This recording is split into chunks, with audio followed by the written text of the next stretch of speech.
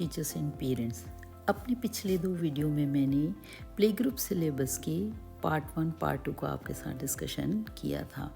अब हम आगे बढ़ते हैं प्ले ग्रुप सिलेबस के पार्ट 3 पेज 3 जो कि हमारा लास्ट पार्ट है, उस पर डिस्कशन के लिए। इस पार्ट में हम उन्हें सिखाएंगे पहले ओरल अल्फ़ाबेट, मतलब ए से लेकर के जेड तक के बोलना हम उन्हें सिखाएंगे। वो लाइन से बोले ABCDEFG ऐसे पूरे जेड तक के। ये प्रैक्टिस हम हर दिन बच्चों से करवाएंगे। धीरे धीरे करके वो पूरे ए से लेकर के जेड तक के बोलना सीख जाएंगे। उसके बाद हम आगे बढ़ते हैं, उन्हें हम सिखाएंगे अल्फ़ाबेट विथ ऑब्जेक्ट। यहाँ पर हम उनको अल्फ़ाबेट को ऑब्जेक्ट के साथ बोलना सिखाएंगे, जैसे A for apple, B for ball, C for cat, D for dog, इस प्रकार से। और ये हम उन्हें सिखाएंगे उनकी बुक में पिक्चर को सामने रखकर। हम उन्हें कहेंगे कि वो फिंगर रखें, A पर फिंगर रखें, एप्पल पर फिंगर रखें, B पर फिंगर रखें, बॉल पर फिंगर रखें, इस प्रकार से। जो भी ऑब्जेक्ट बना है हम उससे प्रैक्टिस कराएंगे। हो सकता है B फॉर बैट बना हो उसकी बुक में, तो हम B फॉर बैट ही बोलेंगे। और इस प्रकार A से लेकर के Z तक के हम उनको ऑब्जेक्ट के साथ बोलना सिखाएंगे। और ये बात ध्यान रखेंगे कि पहले हमने जैसे अल्फ़ाबेट ओरल जब सिखाया था तो कंटिन्यूएशन में A से लेकर के Z एक बार में ही बोलना सिखाया, परंतु ऑब्जेक्ट के साथ जब हम सिखाएंगे तो एक बार में हम 4 से ज़्यादा ऑब्जेक्ट और अल्फ़ाबेट को ना लें। तो 4 लेटर विथ 4 ऑब्जेक्ट अपन ऐसे सिखाएंगे। और जब ये 4 में वो हो गए कंफर्म, उनको समझ आ गया ये 4 ऑब्जेक्ट जो है उस अल्फ़ाबेट के साथ, तो हम आगे बढ़ेंगे। फिर हम उन्हें सिखाएंगे ओरल काउंटिंग। ओरल काउंटिंग उन्हें 1 से लेकर के 20 तक के बोलना सिखाएंगे हम, कि जैसे A से लेकर Z तक लगातार बोले वैसे धीरे धीरे करके वो 1 to 20 बोले। और हमें ऐसा लगता है तो हम डिफ़िकल्ट हो रहा है तो हम पहले 1 to 10 बोलना सिखाएंगे। फिर 1 to 10 में वो पक्के हो गए, उन्होंने सीख लिया, तो आगे हम 1 to 20 सीधे उनको सिखा सकते हैं। फिर पार्ट्स ऑफ द बॉडी, हम उन्हें बॉडी पार्ट्स के बारे में बताएंगे। और बॉडी पार्ट्स हम उनको शो करके बताएंगे, जैसे आईज़, नोज़, ईयर्स, इस प्रकार से। वैसे तो आजकल बच्चे जब आते हैं स्कूल तो पार्ट्स ऑफ द बॉडी वो प्रायः जानते हैं, परंतु फिर भी हमें उन्हें यहाँ पर सिखा के उसकी जानकारी को स्ट्रेंथन करना है। फिर हम इनको जब पार्ट्स ऑफ द बॉडी बताएंगे तो ये बात ध्यान रखेंगे, तो डिफ़िकल्ट पार्ट जैसे कि एंकल है, एल्बो, नी, इस तरीके का उन्हें नहीं बताएंगे। पार्ट्स ऑफ द बॉडी बताने के बाद उन्हें हम फ्रूट्स नेम बताएंगे, कॉमन फ्रूट्स के नाम बताएंगे। मैंने यहाँ पर any3 लिखा है, आप 3 से ज़्यादा 5 भी सिखा सकते हैं। बस ये ध्यान रखना है कि फ्रूट्स कॉमन हो, जो उन्होंने देखा हुआ हो कि वो घर में आता है उनके, या हम अपने स्कूल में भी जब बच्चों को बताते हैं तो हम भी ऐसे कॉमन फ्रूट जो हैं ला के उनके नाम उन्हें बता सकते हैं। फिर आगे बढ़ते हैं, उन्हें हम सिखाएंगे वेजिटेबल्स नेम। यहाँ भी वेजिटेबल्स नेम मैंने any3 लिखा है, आप 3 से ज़्यादा भी बता सकते हैं। जो कॉमन वेजिटेबल्स हैं घर में आते हैं, पोटैटो है, टमेटो, ब्रिंजल, इन सब के नाम प्रायः बच्चे जो है वो जानते हैं। फिर थिंग्स टू ईट, अब पूरे दिन भर में बहुत सारी चीज़ें बच्चे खाते हैं, तो वो क्या क्या खाते हैं, तो हम उन्हें बताएंगे कि प्रायः ये चीज़ें खाते हैं और बार बार बताएंगे। फिर जब वो सीख जाएंगे तब उनसे हम इंडिविजुअली पूछेंगे कि आप क्या खाते हैं और आप क्या खाते हैं, इस प्रकार से। फिर व्हीकल्स नेम बताएंगे। व्हीकल्स भी हम यहाँ पर कॉमन लेंगे, जैसे कि कार है, स्कूटर, मोटरसाइकिल, बाइसिकल्स, ये प्रायः घरों में होते हैं।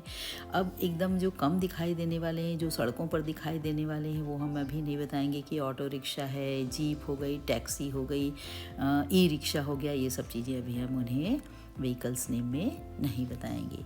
फिर उन्हें हमें इंग्लिश राइम्स सिखाना है और हिंदी राइम सिखाना है। any5 लिखा है, आप 5 से ज़्यादा भी सिखा सकते हैं। बस आपको ये ध्यान रखना है राइम सिखाने में कि राइम्स की जो वर्ड्स हैं वो सिंपल हों, जिसे बच्चों को लर्न करना, प्रोनाउंस करना आसान हो। तो ये उन्हें हम फॉर्मल एजुकेशन का जो पार्ट है उसमें कराएंगे। अब आगे बढ़ते हैं, हम उन्हें क्रिएटिव एंड फन एक्टिविटीज़ कौन कौन सी कराएंगे ये देखेंगे।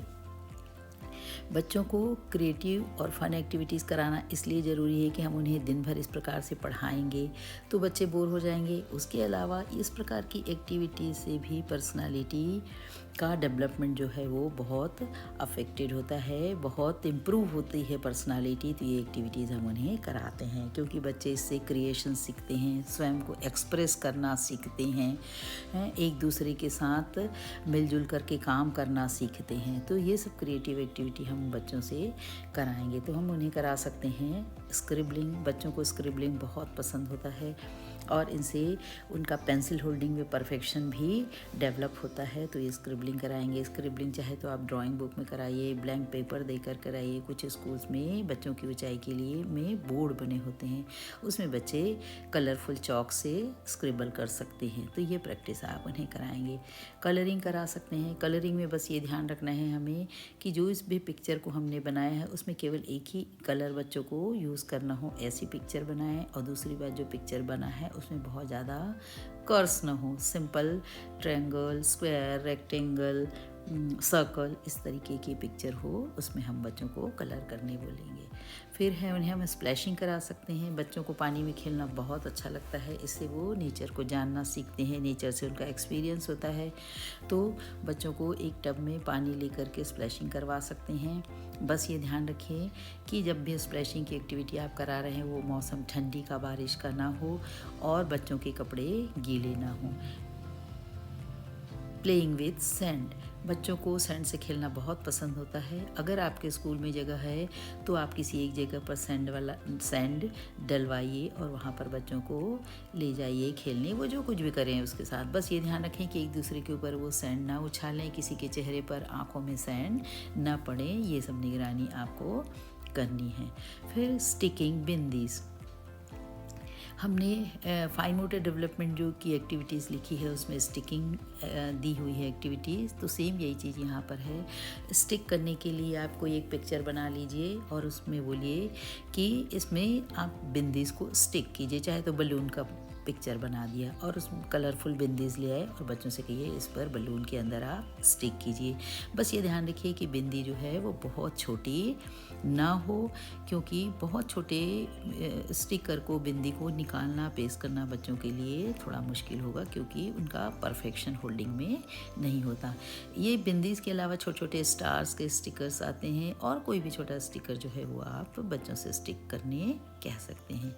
मेकिंग पाम इम्प्रेशन, बच्चों के पाम के इम्प्रेशन आप ब्लैंक पेपर पर लीजिए, वाटर कलर से इम्प्रेशन लीजिए, बच्चों के नाम उस पेपर पर लिखिए, उनके घर भेजिए। ये बच्चों की स्वीट मेमोरी, उनके पेरेंट्स के लिए स्वीट मेमोरी होगी जिसे वो सहेज कर रखेंगे। फिर बटनिंग, अनबटनिंग करा सकते हैं। बच्चों को बटन लगाना और निकालना दोनों पसंद होता है। आप एक बड़ा बटन लीजिए, क्लॉथ लीजिए, नैपकिन साइज़ का बड़ा बटन, उसमें स्टिच कर दीजिए, उसके लिए एक होल बना दीजिए जिसमें बटन जा सके और बच्चों को बोलिए कि उसमें वो बटन को लगाएं और खोलें। अब हम उन्हें कुछ एक्शंस करने बोल सकते हैं जो बच्चे हमें शो करके दिखाएं। हम उन्हें how do you laugh, how do you cry, how do you brush your teeth, how do you wash your hands, how do you comb your hair, how do you chew food, how do you sleep, और इसके अलावा भी बहुत कुछ। ये सब बच्चों को हम पहले शो करके दिखाएंगे कि इस प्रकार से हम हंसते हैं, इस प्रकार से रोते हैं, और फिर उनको हम कहेंगे कि हमारे जैसे वो करके दिखाएं। और इस प्रकार से कराते कराते प्रैक्टिस वो बच्चे सीख जाएंगे इन सब एक्शंस को शो करके आपको दिखाना। तो टीचर्स एंड पेरेंट्स, यहाँ पर प्ले ग्रुप सिलेबस जो है पूरा कंप्लीट हुआ। 3 पार्ट्स पूरे हमने डिस्कशन कर लिए अपने 3 वीडियोज़ में।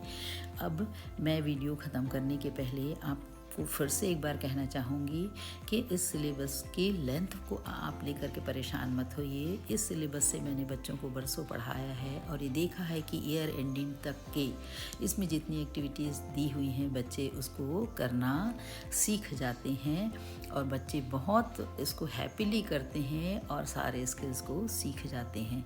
तो आप भी इससे बच्चों को पढ़ाइए, बच्चों के ऊपर अप्लाई कीजिए और ये देखिए कि आपका क्या एक्सपीरियंस रहा और मुझे कमेंट्स में शेयर करके बताइए।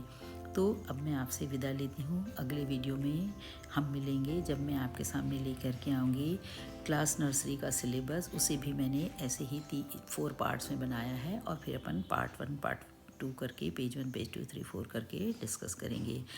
तो अब हम अगले वीडियो में मिलेंगे, तब तक के लिए गुड बाय।